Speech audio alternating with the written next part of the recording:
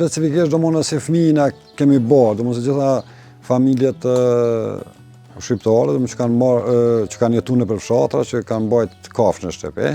Domosdoshmë pastaj dashte pa dashte krijohet, domosdoshmë po tek kuaj domosdoshmë këto kur kam filluar me punu, i kum po realisht secili njeri që është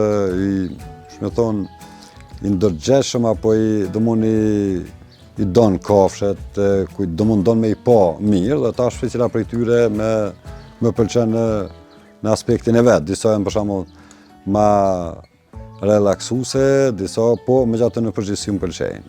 Jetoni ka edhe një mesazh për të gjithë fermerët që po e praktisin këtë veprimtari për mërgim. Pikërisht Kosova dallohet që ka hapësira dhe vende atraktive, domosdoshmë që mund më zhvillu blegtoria. Nëse flasim për komunën tonë Kamenice, mbi 70% është territor rural. Domosdoshmë që ka mundësi për zhvillimin e bujqësisë dhe blegtorisë.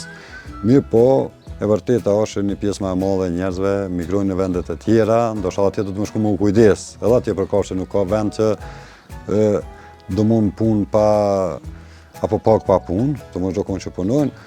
Është pak e vështirë sepse ne kujtojmë të kaluarën se sa janë marrë me kafshë, janë marrë me punimin e tokës, tash është dukshëm shumë e vogël.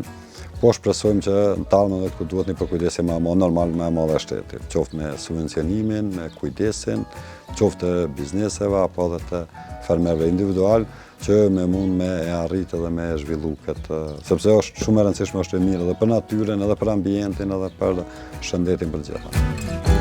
Në fermën e tij, kafshët nuk janë thjesht pjesë e punës, janë pjesë e familjes. E mes kësaj natyre të gjallë, jeton Biçka ka krijuar një botë që flet me dashuri.